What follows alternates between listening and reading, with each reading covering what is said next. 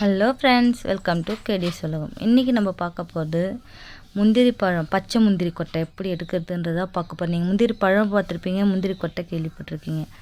பச்சையாகவே அந்த முந்திரி கொட்டையை தோண்டி எடுத்து அதிலேருந்து பயிர் எடுத்து சாப்பிட்லாம். அது அவ்வளோ டேஸ்ட்டாக இருக்கும், நல்லதும் கூட உடம்புக்கு. அது எப்படி எடுக்கிறதுன்றதை நம்ம இப்போ பார்க்கலாம். வாங்க. ஃபஸ்ட்டு இது எல்லாத்தையும் துருவி எடுத்துட்டோம் நாங்கள்.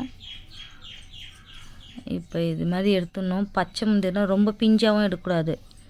இது மூக்குத்தின்னு சொல்லுவோம். அந்த மூக்கு கொஞ்சம் ரொம்ப தெரியும் எங்களுக்கு பார்த்தா.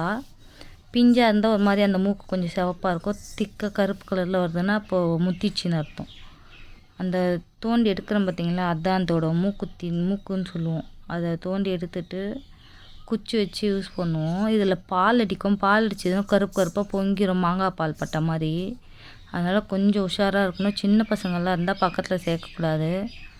அவ்வளோ டேஸ்ட்டாக இருக்கும். சின்ன வயசில் நாங்கள் நிறைய சாப்பிட்ருக்கோங்க. இப்போ நான் ரொம்ப ஃபீல் பண்ணுறேன். ஏன்னா பசங்களுக்கு நான் சாப்பிட்டது என் பசங்க சாப்பிட்ல. ஏன்னா ஃபுல்லாக முந்திரி பருப்பு அந்த மாதிரி வீட்டில் எல்லாமே நேச்சுரலாகவே சாப்பிட்டோம் நாங்கள். இப்போ எல்லாம் கடையில் வாங்கி சாப்பிட்றதா இருக்குது. முந்திரி கொட்டெல்லாம் எவ்வளோ ஜாலியாக இருக்கும். முந்திரி தோப்பு பக்கத்துலேயே இருக்கும். போயிட்டு பறிச்சுன்னு வந்துடும்.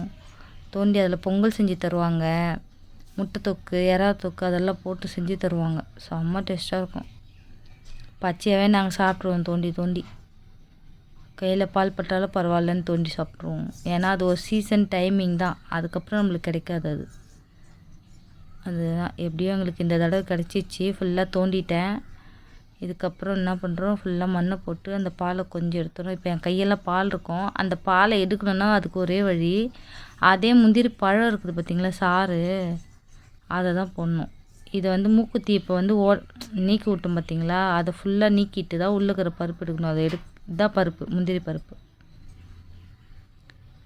இதை ஃபுல்லாக நம்ம எடுத்துடுறோம். மொத்தம் நான் 18-20 பருப்பு எடுத்தேங்க.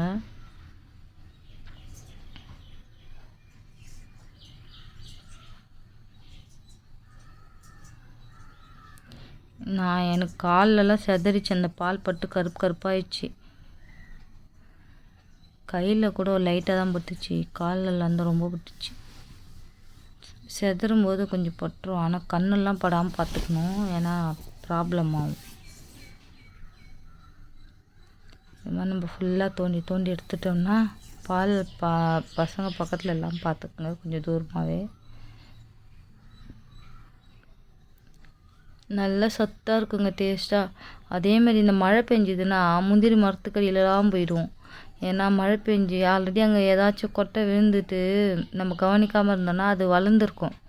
அதுலேருந்து முந்திரி பருப்பு மாதிரியே 2 வந்திருக்கும். அது இன்னும் டேஸ்ட்டாக இருக்கும். அது பிஞ்சை எடுத்து சாப்பிட்டோன்னா அப்படியே முந்திரி கொட்டை மாதிரியே இருக்கும் டேஸ்ட்டாக.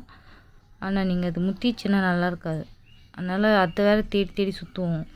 பனம்பழ நாள் வந்தால் பனம்பழம், பனங்காய், அந்த நுங்கு நாள் வந்தால் நுங்கு, அது மாதிரி நல்லா சாப்பிடுவோங்க. பனங்கிழங்கு, அந்த கிழங்கு தோன்ற இதுலேயே முட்டை இருக்கும். அதுக்குள்ளே வெட்டினீங்கன்னா தேங்காய் பூ இருக்குது பார்த்திங்களா, அது மாதிரி இருக்கும். அது எத்தனை பேர் சாப்பிட்ருக்கேன்னு எனக்கு தெரில. சாப்பிட்டவங்க கமெண்ட் பண்ணுங்கள் நம்ம வீடியோவை பார்த்தா. நல்லா டேஸ்ட்டாக இருக்கும். கிராமத்து வாழ்க்கை தாங்க. சிட்டியில் நம்ம தேவைக்காக இருக்கிறோம். ஆனால் கிராமம் ரொம்ப நல்லா இருக்குங்க. அங்கேயே வேலைலாம் கிடைக்கிற மாதிரி இருந்தால் அங்கேருந்து நம்ம வரவே தேவையில்ல.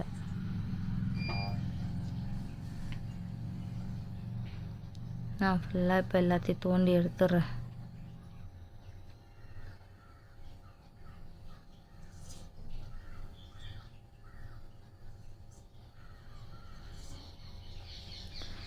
அந்த மூக்குத்தி மாதிரி இருக்கும். அதை நல்லா பிரிச்சுட்டு எடுத்துடணும்.